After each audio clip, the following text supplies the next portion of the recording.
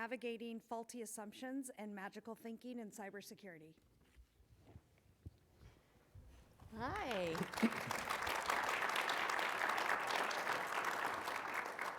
Thank you all for joining us. I want to introduce my amazing panelists who have consented to let me attempt to moderate them. We'll see how well that goes. So on my left here is Josiah Dykstra, who is, can I say you're with the NSA or can I not? I allow it. Okay, that's all right. Lee Metcalf, the Lady of Geek. And let me see, what did you put officially on there? Senior Network Security Research Analyst at CERT. Yeah. Yeah, I never remember that job title. I just go, I'm at CERT. Hi.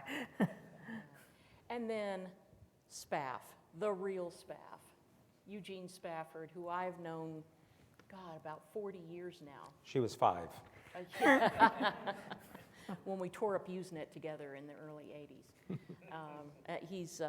He was the founder of Sirius at Purdue University. And he, as far as I can tell, he travels a lot on top secret missions that he can't talk about. Because I don't know where I am. Yeah, they won't let him know where he is, but he consults for a lot of really important things. We are going to talk about the issues that they've raised in their book on, what is it, cybersecurity myths and misunderstandings, but we changed the name for this talk to Navigating Faulty Assumptions and Magical Thinking in Cybersecurity, which, you know, was that just a lawyer thing? Did they make you do that? So that you wouldn't be accused of, you know, copying yourself? I don't think we can answer that on the ground, so we might make someone up. Yeah. Yeah. Okay. And never mind. But basically, I think you know where we're coming from here, that we have a lot of faulty assumptions in cybersecurity, a lot of magical thinking, myths and misconceptions about people and technology. And so we're going to talk about the sources of these sorts of things and how to avoid them. And I apologize in advance if any of your cherished beliefs are called out here, because, yeah, I don't know what everybody believes. So we really need to use data and evidence for cybersecurity, but a lot of it is still very shamanistic. It's very, well, if you do this and you do that and you add one of these and you add another one of these technologies, then you will not only be compliant, but you will also be secure. And we all know this isn't true, but sometimes we just have to sit and face things. And other times we're slapped upside the head by the fact that we have been trying to do awareness for nigh on, what, 20, 30 years? And if it was going to work, it would have worked by now, I think. So the questions that come up are, well, why is this not working? What are we assuming that's wrong? What are we missing? So I'm going to start asking things like, around the origin of myths and magical thinking. There must be a lot of psychology behind assumptions and telling ourselves something is true without having evidence for it. So what are examples of this happening in the security industry today, and what are the consequences? I'm going to start with Lee. Okay. So there is actually a move in the UK. They want to ban any domain generated by a domain generation algorithm, which sounds like a great idea, right? Those are used for bad things. Yay, let's ban them. The problem is, and I've actually done research on this, there's no real way to detect these. If you know the algorithm and you know the domains, then great, you can ban them. But there's no generic way to go, that domain's a DGA and that domain isn't. For one thing, my brother works for a law firm, and if you look at his law firm's domain, it kind of looks like a domain generation algorithm, because it's just the initials. On the other hand, there's domain generation algorithms that are words, you know, antisocial genius. That's 3 words stuck together. It's a domain generation algorithm. It actually isn't. Isn't that Spaff's? No, that's mine. Oh, that's yours. I own antisocialgeniuses.com. I also own rubberduckydebugging.com. That's very good. Everybody know what rubber ducky debugging actually is? Where you talk to your rubber ducky and explain the whole problem, and by the time you finished it, you figured out the answer to your problem? This is a case if you don't have your own rubber ducky, you can go to the domain and talk to that rubber ducky. Yeah. But there's no way of actually detecting if these domains are DGA or not. It's wishful thinking that we can actually go, yes, you are bad and you are not. And I've also done research where these domains, they're used and discarded. It's not like we are now using this DGA domain and it will be ours for the next few years.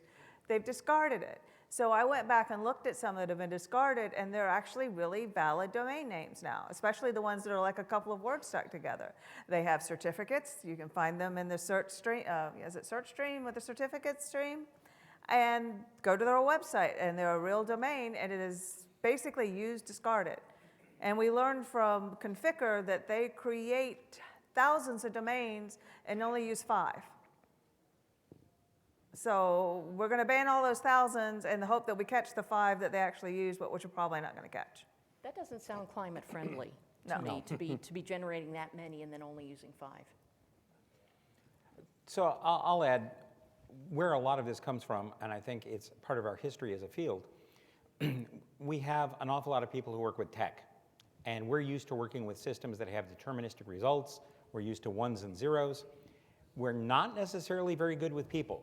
For a lot of the people who work in the field, we don't really understand how others think, what their contexts are that they're using. And so we've done a number of things.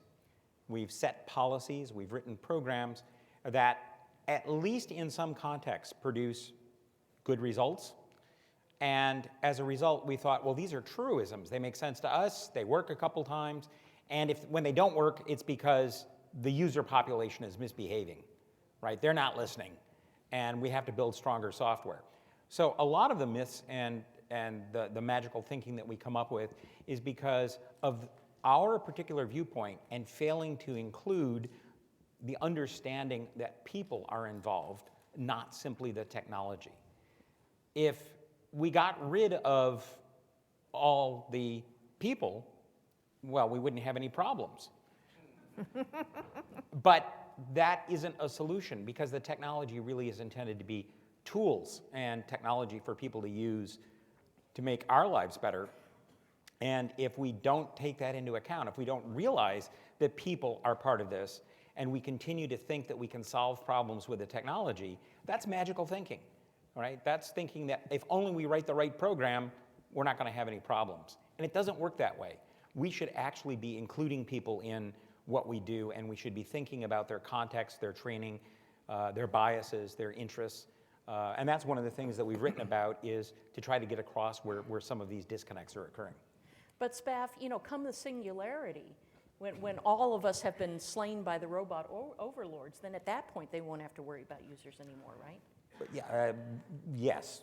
Well, we can see how good ChatGPT is, and obviously that's going to take over for us. So let me build on that a second. Yeah. By show of hands, how many people were prompted by a website or work to change their password in the last week? It said, your password has expired. I see a lot of hands. So myths in cybersecurity come from lots of places, right? Sometimes it is things that we just tell each other that were never true. Sometimes it is things that were true for a while and are not true anymore. Lots of websites implement NIST guidance on password changes. Things like you should change your password every 90 days, complexity requirements, all those kinds of things. Most of the companies that you interacted with and you raised your hands don't follow NIST guidance anymore, because that guidance changed in 2017. NIST now says never require a user to change their password unless it's been compromised. Never require complexity requirements, but make sure it isn't a simple password. Make sure that password is not known to be compromised. All of the people who raise their hands probably are dealing with websites that are using old advice. And that is a problem because of humans, right? NIST changed that guidance because when people have to make new passwords, they just add an exclamation point at the end. Or they write it down, or. And so NIST said... You just told everybody. It's a question mark, that's what I use. But NIST knew that people mattered too. And so the new guidance that is now quite dated, and if you have any influence in your company, make sure you read the current new guidance. So while we're venting our collective spleens here about things that really bug us about magical thinking, I want to attack the subject of benchmarks. And Richard and Wolf are going, oh God, here she goes again. But benchmarks are just telling you what your peers are doing in security, and what if they suck at security. This does not help you. There are like two outcomes of using benchmarks. You go to your management and say, well, everybody else is doing this and we're not, so can I get some money, please? And sometimes they'll say yes and sometimes they'll say no. But the other alternative is to say, well, we're doing this, but none of our peers are. And then they'll say, well, then why do we need to do it? So I think benchmarks are pretty much useless. It's just a form of herd mentality without any indication as to whether the controls you're implementing are actually working. But that's a whole other talk. But Yeah. all right. And while we're on all the things that we hate, the phrase users are the weakest link.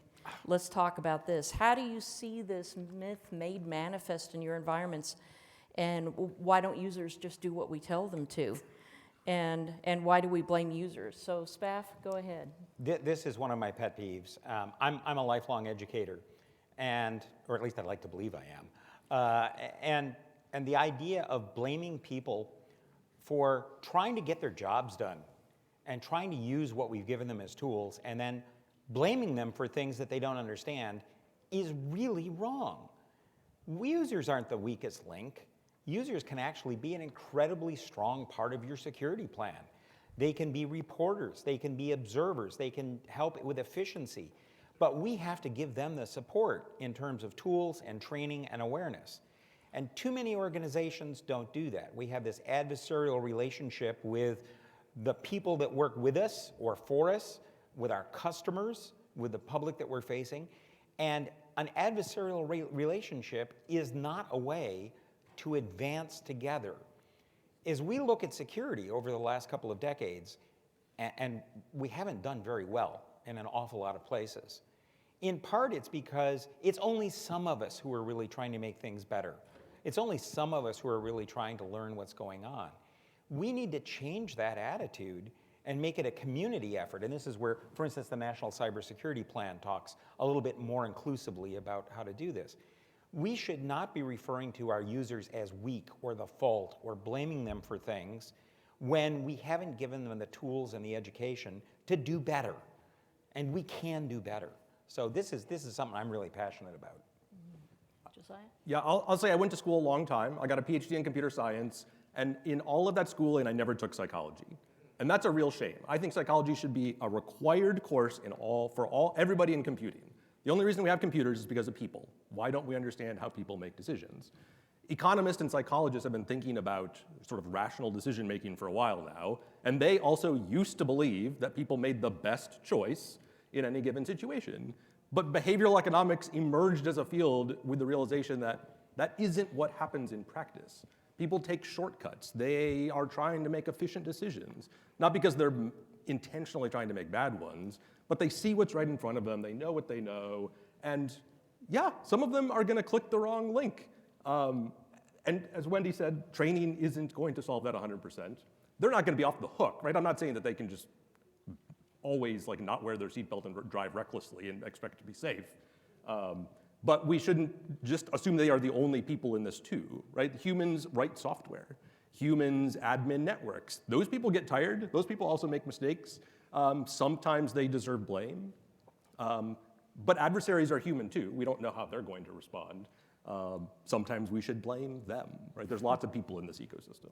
Yeah. Lee, what do you think? Oh, so blaming the user is the equivalent of saying, hey, look, there's a tiger in the room, and doing nothing about it. You still have a tiger, and the tiger sooner or later think you're going to be a crunchy snack, yummy snack even, but you haven't done anything other than go, look, there's a tiger in the room. Okay, now what?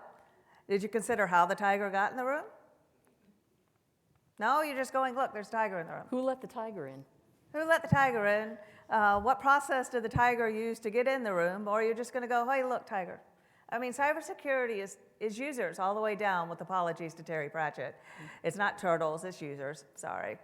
And it's users. If we didn't have users, we wouldn't have cybersecurity because everything would be secure, right? They're the ones who break it, unless ChatGPT got something I wasn't aware of and was now breaking things on its own. Could be. To quote a former coworker of mine, when I told him there was a paper that said 95% of all computer incidents were human-related, he said, what's the other 5%? Pink elephants? I think squirrels. Squirrels? Squirrels. Okay, so I mean, it's users. And we can't just run around and go, you did it, Josiah, you did it, bad you. So I haven't done anything other than just point at Josiah. I haven't considered what happened that Josiah was able to do the thing. I'm just like, nope, I'm just gonna point at Josiah and be done with the whole thing. And there's a problem of reinforcement here. So we have a user who's done something that maybe they shouldn't have done. And why they did it, I don't know. They were tired, they didn't have training, you didn't give them the tools they needed, and we blame them, okay? So the next time somebody sees a problem, and that is an instance in their memory that we disciplined somebody or called them out because of something they did, are they gonna report it? Are they gonna try and make it better? No, they're gonna hide it. It's going to make it worse.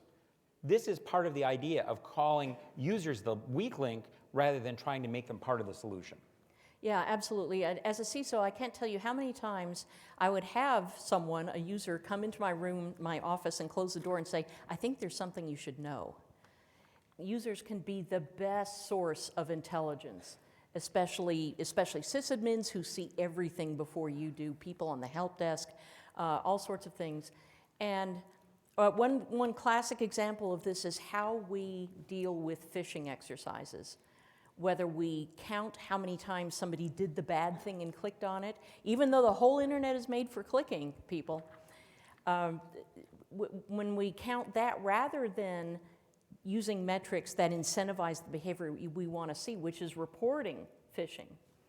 And there was a talk that InfoSec Sherpa, Tracy Malif, was going to give here that discussed why, what you incentivize, what you motivate when it comes to phishing. And there was somebody who, a user in the population who would keep submitting the same official, non-phishing security announcement emails every time they came out, every week. And so she finally went to them and said, why are you doing this? And he said, well, I thought it was a phish and I thought we were supposed to be submitting them. So not only do you have to incentivize reporting and celebrate reporting in order to build that behavior, but you also have to look more deeply into it with psychology and sometimes just ask questions. You can't say, oh God, this bozo is sending this official email as phishing again. You have to go and say, what's going on here? Is there something we didn't do as the people who are setting security policy? Is there something that's being misunderstood? Working at Duo, I saw in the logs, one person who would consistently authenticate with two different factors. They would first invoke a push, they wouldn't do anything, the push would time out, and then they would use their YubiKey. And so we finally went and talked to him. It turns out he didn't know what push did. He didn't, at Duo, who created these pushes.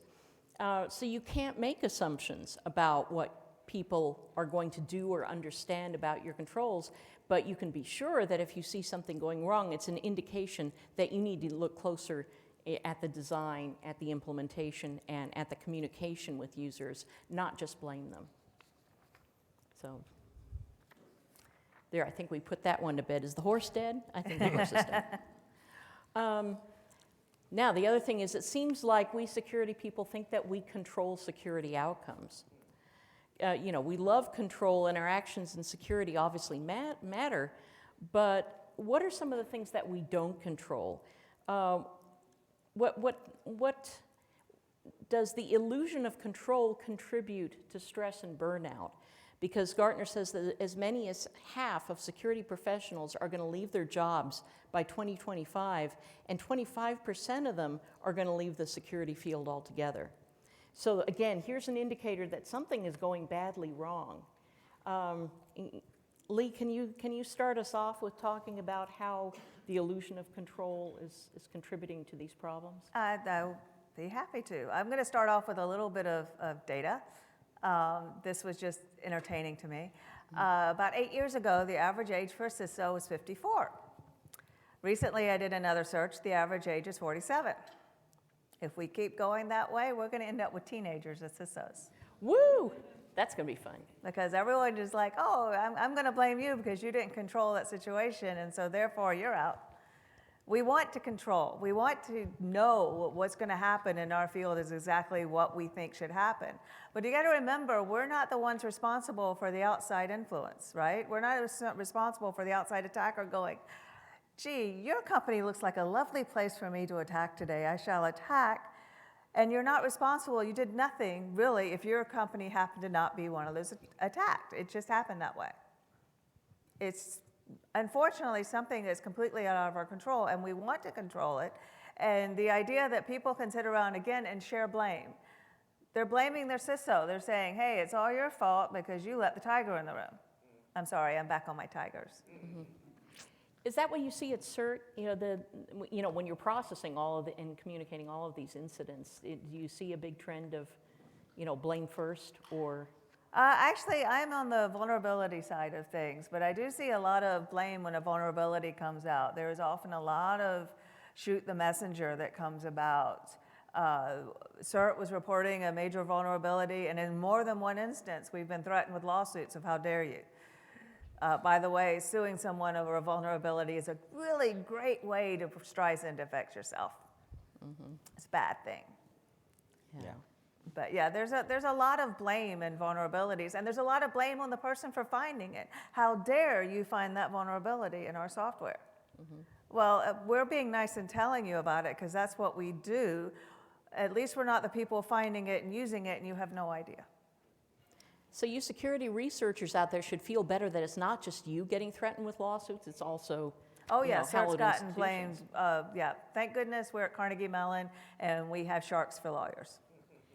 And Not literal sharks, I should say. Yeah, or tigers. Tigers. There's an issue there too that if you think about some of the big high-profile incidents, most of us did not anticipate them.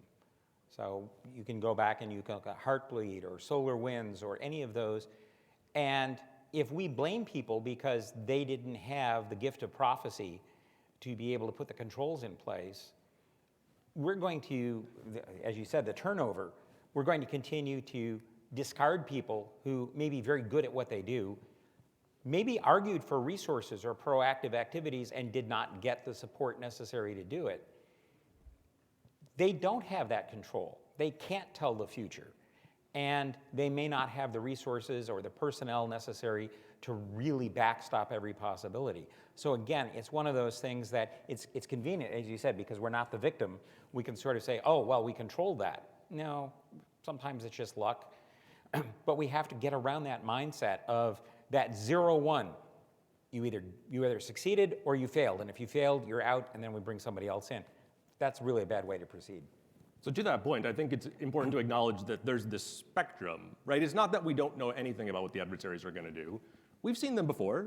Sometimes we know their behaviors, and sometimes we can influence them, right? With deception or something else that manipulates how well they are. So it's, again, even then, not a binary choice. To the mental health thing, I'm really pleased that our industry is finally talking about this, that we're finally acknowledging that it's real.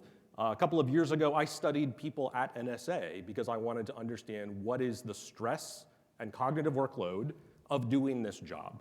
And we published results, we talked at conferences about it, and it led me to think more about these sort of impossible goals. When we hold our workforce to impossible goals like, there can never be another ransomware attack at this company, or we must have zero risk, right? Those are impossible goals that are very stressful for the workforce. Like you can have zero risk if you have infinite money, by the way. Mm-hmm. I'm not sure I agree, but but imagine your company said, here's a company car. You have to drive between locations. You can never get in an accident. Like, how stressful would that be? Would you stay at that job?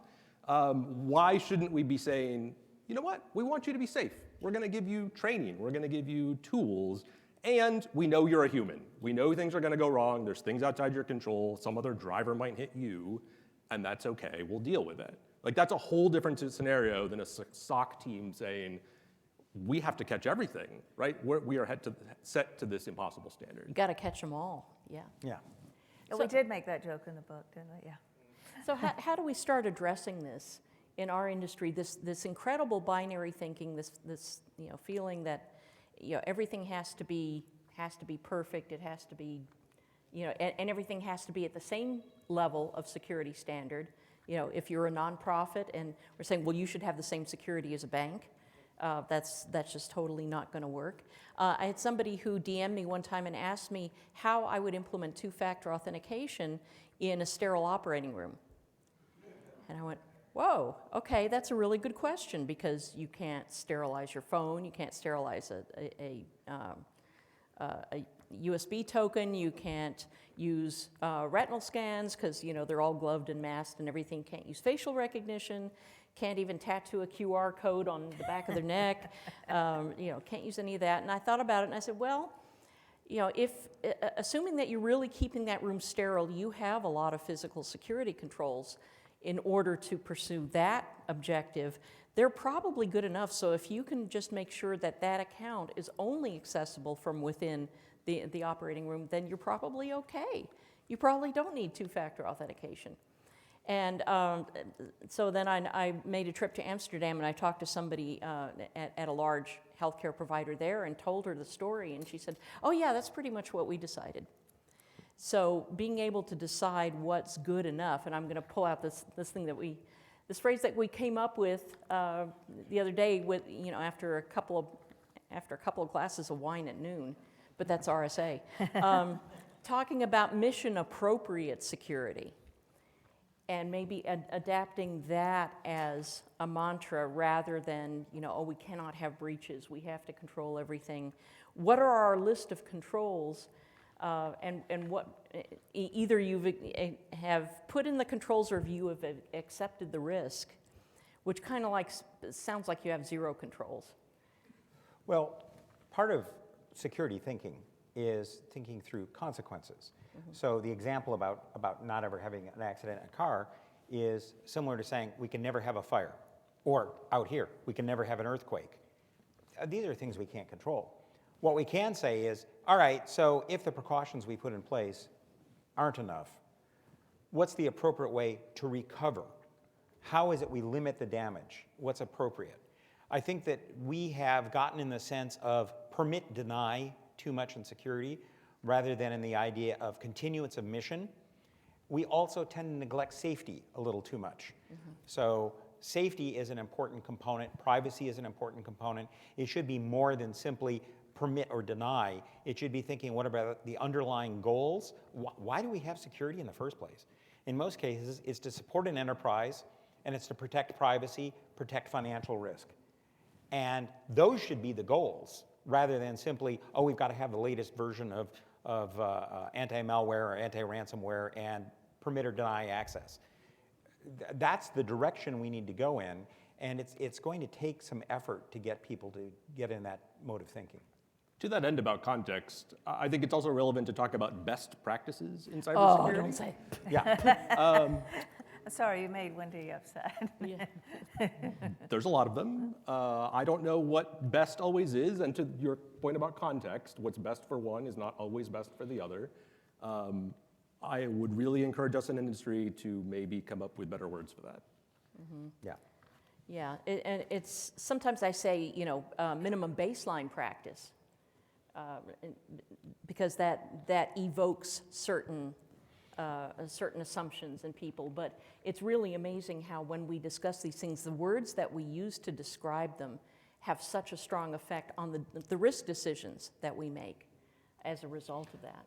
I'll add something to that.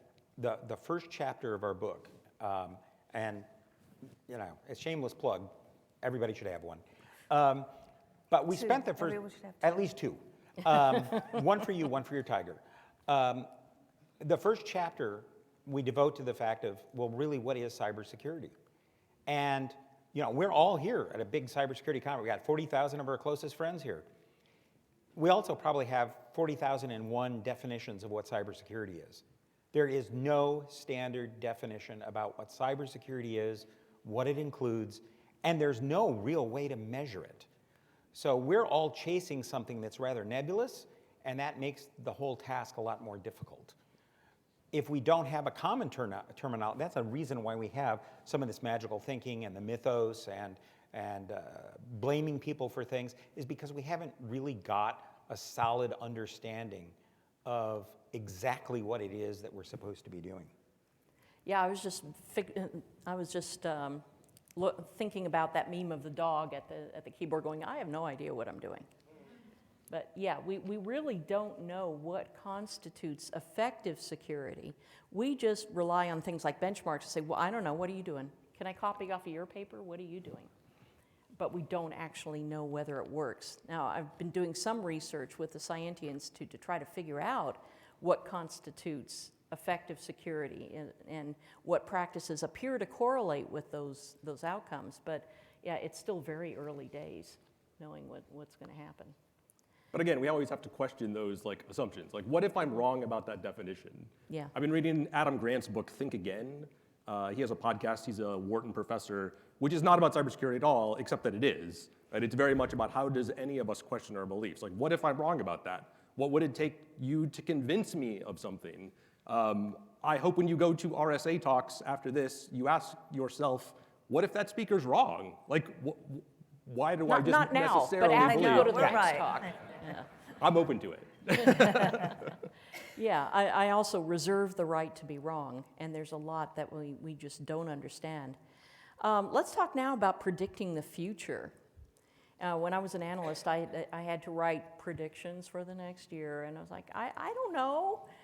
You know, and there are only a very few people who go back to their predictions from the previous year and say, well, that one was wrong, and I didn't see this one coming. So they seem like educated guesses. Why can't we predict all the misuses and abuse, even with software that we write ourselves? What are the implications of this myth about being able to predict what's coming? Lee, let's start with you. So I'm a mathematician by training, and lately I've been consorting with statisticians. I know. And one of the things I've actually learned is for a statistician, a prediction, they're like, okay, after about 5 steps ahead, you're good. You've got it. You're great. And I'm like, that's only 5 weeks, 5 days, 5 whatevers. They're like, yeah, but that's all we expect statistics to work. And I'm like, okay, that's great. So cybersecurity, what we're expecting people to predict is next year. Okay, what's going to happen next year? We can't even do that for 5 days from now. So how are we going to guess what's going to happen next year? Because it's people at the core at it. Again, like, with apologies to Terry Pratchett, it's people all the way down. We have no idea what that person over there in the corner is suddenly going to discover the next version of Log4j, which is going to take down everyone's name server. I made that up, by the way. That's not happening that I'm aware of, okay? That you're aware of. That I'm aware of, yes, but I made that up. But we also don't know what we don't know. We know about a ton of attacks, but we don't know about all of attacks, and we don't know what attacks we don't know about. Did that come out right? I think so. Okay, good. Part of that is that people are just creative, Yes. right? And thank goodness for that. This Silicon Valley is full of creative people who have come up with products that nobody anticipated. So why should we believe that we can predict what Silicon Valley is going to produce next year, let alone what the attackers are going to go after next year, right? We can certainly learn from prior experiences, and we should. We should be able to say, in general, they go after mail servers first or something and protect those more, right? That is important data, and we should use that data. But to say, well, next year ransomware is going to be the #1 thing, well, give me some evidence of that. Like, is that just based on what happened last year, or are we magically able to predict they're going to make this hard right turn towards generative AI-enabled phishing? I don't know. Are you very making skeptical. things up again? I'm very skeptical about these predictions. Yeah. We, as I said, we don't have very many psychics working in the field, and they're the ones who do predictions. We can do correlations, we can do trend analysis, we can think of some things that are going forward. But there are many things that, as was mentioned, that are sort of on their own. They come up, a creative mind, we don't know that they're coming. Some of these we call black swans, if you're familiar with that terminology, that we haven't seen before. And, well, it's very, very difficult to know how to deal with those unless we look at through to consequences. But the whole aspect about we want to know what's coming next because maybe we can position ourselves to prevent them. That's often a double-edged sword. So I was around at the time the Y2K problem, and we had a whole lot of people who were predicting problems with Y2K because we'd have the rollover and we'd have all the systems that would stop working or they'd generate the wrong dates. Huge amounts of money went into refactoring software and buying new systems and doing things. Y2K came along and there was almost no effect. And then we had all these people going, you were raising the alarm about nothing. You were predicting nothing. And it was because we understood it was coming and we invested that we were able to keep it from being a problem. So if we're going to do these kind of predictions, they should be based on some evidence. We should have some idea of where it's going. And if we take those precautions, getting blamed that nothing happens is a really bad way to encourage people to make good predictions. And we've got to change that. Yeah, I've actually worked with a futurist. There are people who have that as their job title. And the one that I worked with taught me that there are several things that are true about doing futurist work. First of all, you cannot predict anything unless you absolutely control it. And here we go back with the idea of control, that if we just control everything and do everything right, then we will be fine in security. But that's the same for predictions. You cannot predict something unless you absolutely control it, and we generally don't, unless you're controlling the stock market, which is generally frowned upon. And another thing is you might, through trend analysis and other things that Spaff mentioned, you might get an idea of what is possible, but there are many, many different possibilities in the future. We usually think of one past, one present, and one future, but it's really a whole bunch of possibilities there. And the other thing is, even if you're pretty sure you think something is going to happen, you will have no idea of the timing. So we had been talking about a potential pandemic for a very long time, but nobody knew exactly when it was going to happen, and boom, there it was. Took everybody by surprise as far as the timing goes. So you can plan ahead for certain things, and you can hedge your bets in the future. You can play with trend lines and say, if this and this and this happen, then this will happen. But unless you can make all those things happen in the right order, you're not going to be able to really predict it. If you run into somebody who claims that they're able to predict the future, ask them to show you where 18 or 24 months ago they were able to predict Musk taking over Twitter and grinding it into the ground, or Vladimir Putin invading Ukraine, as two really big examples that there were some that had a big impact. How can we predict things like that really aren't as subtle necessarily as some of the things that we're talking about in cybersecurity? We're much better off if we think about how do we do continuation if things happen, rather than trying to predict the individual things that happen. Because some of those individual things that could happen, UFOs land tomorrow out in Golden Gate Park, everything changes, or nothing does, depending on how we've prepared for it. We talk about some things in the book like a Carrington event. If you haven't heard about the Carrington event and you don't want to sleep well tonight, look it up and read some of the accounts. We can't predict those. We know there's going to be one coming eventually. How do we build our resiliency in so when it does happen, we're able to survive the effects? Yeah, or quantum computing is another example. That there are certain things, we have certain ideas about certain thresholds that we want to achieve.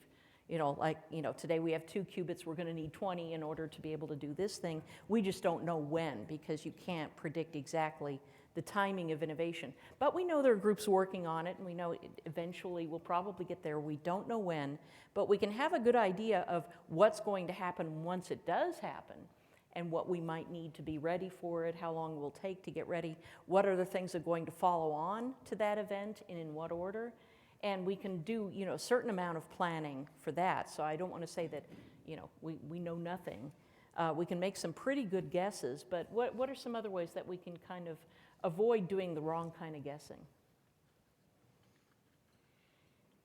I think it goes to one of the things Josiah said about, yeah, we can listen to experienced voices in the field, but we should always ask ourselves, well, what are they basing that on, and what if they're wrong? And we should also think about, well, what does it mean to me? Some of these things that people predict may not have any impact on our business processes. Again, think about, why are you doing computing? Why are you doing security? What is it you're supporting? And how do you do that no matter what happens, within what you can afford. That's a big issue. I think we also have to be relentless, right? It is, you came here and you got some situational awareness and have now thought about this for 45 minutes, but it comes up in every decision we make. And so we always have to ask, what assumptions are we making, right? Is the assumption that everybody who uses our app is going to have an iPhone or a phone at all? Danny Kahneman in his book Noise talks about having something called a decision observer, somebody whose job is to sit in a meeting or in the boardroom and ask, what assumptions are being made here, right? Because the people making the conversation sometimes see what's in front of them, and they're trying to optimize their thinking. That's 100% natural. That's what humans do. But this independent third party can listen to the conversation and say, I see bias here, right? I see that the group is not considering this other option that might be true. I like that idea. I haven't tried it in practice, but I think it could work really well. That does sound cool. That's the first I'm hearing of it. We're going to open the floor up for questions, and there is a microphone right over there, and there's a microphone right over here. So please, somebody was already ready. Yes, sir. I'm not sure these are questions. They're kind of observations. More of a comment than a question? Observations. Okay. I'm going to follow along the path that Josiah just suggested. Best practices, right? You mentioned these, Wendy, and I've always, when I first sat down, the first thing that popped into my head is best practices or magical thinking. Because I've dealt with this myself. I proposed a scheme, and someone said, well, that's not the best practice. I said, why is whatever else is the best practice? Why can't this be the best practice? Turned out it was by somebody later. So I think magical thinking is not simply constrained to just technology, right? I think it's constrained to process. I think it's constrained to, as Josiah was suggesting, people who consider things are thinking along a line that they believe is potentially the most productive. And I think that produces magical thinking, perhaps, a lot of times. And then the other thing, when you were talking about access controls kind of tangentially, I've always used access controls as not really a control, except in the sense, and this is the way I pose it to folks who ask me, why are we going to do that? I said, every user who accesses a system where we care about the data that's in the system, the access controls limit the blast radius. That's all they do. Because everybody who accesses some system has some power in the system to change, damage, whatever, and that's why we have controls. If there was no damage outcome, we wouldn't have controls. If there was no danger in the system being mishandled, we wouldn't have a control. So controls simply limit blast radius. And the ideal controls, to address Leah's point, I think, is something that the user never notices is there. What comments do you folks have on that? Spaff and I wrote a paper about invisible security. Oh, wow. We very much wanted security that would just happen automatically for users so they wouldn't have to make a decision. Well, it's kind of like, to the point, right? Good security, in my view, is security that the users we want using the system the right way never notice, Yes, but the attackers notice every single minute they're on the system. yes. I mean, users are there to do their jobs if they're working at the company. They want to be able to do their jobs. And if your security is so onerous, they can't do it. I actually know people working on a paper on this topic that are like, your security is so onerous, they're going to go around it, and you're going to call them insider threat, but they just want to do their jobs.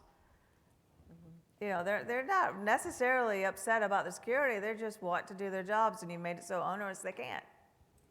Yeah, so it's free and visible and perfect. That's what we want our security to be. Thank you. Sir, I see you're next. I'll try to be brief. Cesar Games. I work for local government, and then there's a assembly bill, being written or being, discussed as mandatory to migrate all local government and all other organizations to .gov, and is good intentions by those who are writing it, but what do you say about it's like changing the name of your business in the front and hoping you're not gonna get attacked because you have a different name. So Yeah. I would just say lots of things that matter. You're absolutely right. You can't just move from this building to this building and expect anything to change. But maybe it buys additional security. Maybe it buys additional requirements that the business up their security game. It's many variables, as it always is. It goes with sort of the remarks I started with about us being more than just technologists. We have to be communicators. We have to be able to talk to people who set policy and make decisions, some of the ones who pass laws, and better educate them about what is and isn't possible.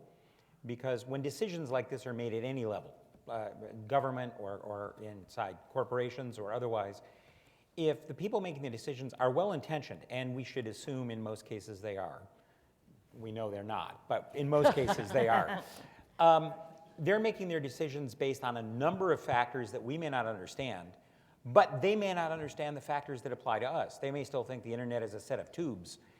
We need to do a better job of communicating with them, of making them aware of what the constraints are, and working with them rather than telling them.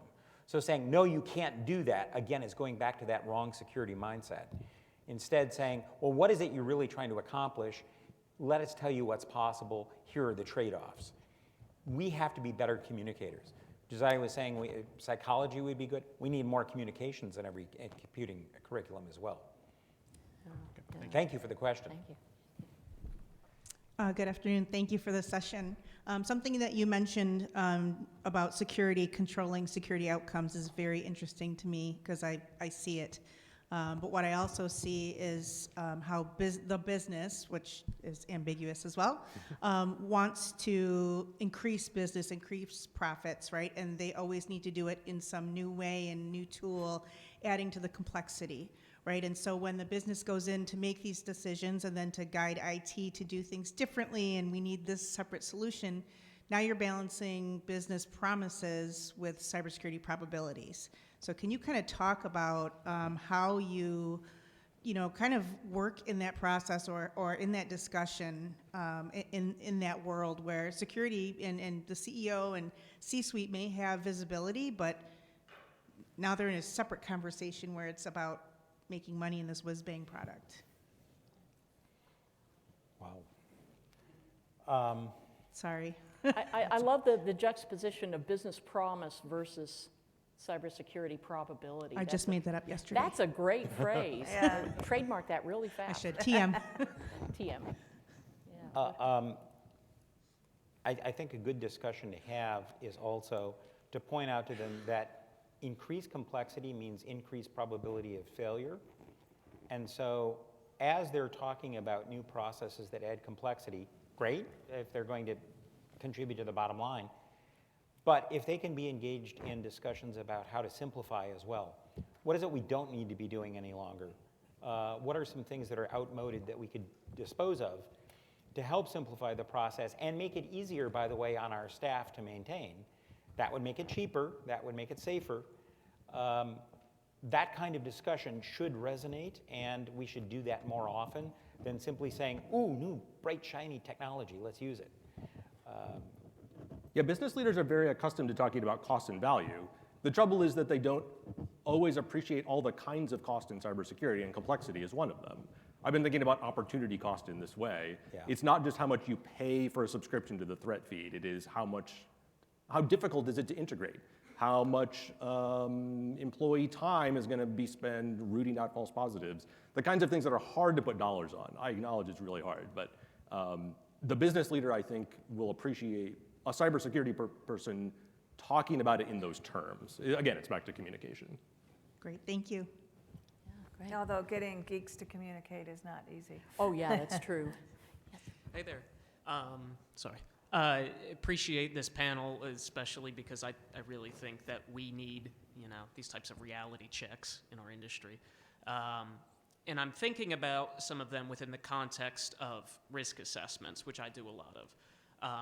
So I'm often battling people when making decisions when we discover a security issue. Well, if there's no personal data in this system, then why do I care about this issue? People are often very short-sighted on, availability risks, integrity risks, other types of confidentiality risks that aren't personal data. But I'm almost, I'm looking for your perspectives on the personal data being breached issue, because I'm almost wondering if we're caring more about this than we should. Maybe I'm crazy. So from the organization's perspective, obviously, I don't want fines and judgments.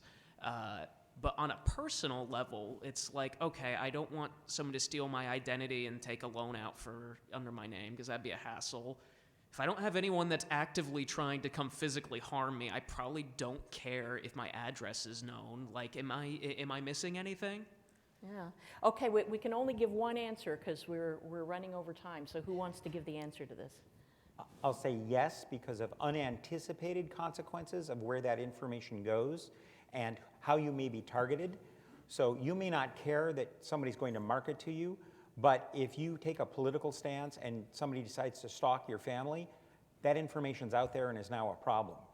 So basing decisions on what we know now rather than what could come about later, once the privacy's gone, you really can't get it back.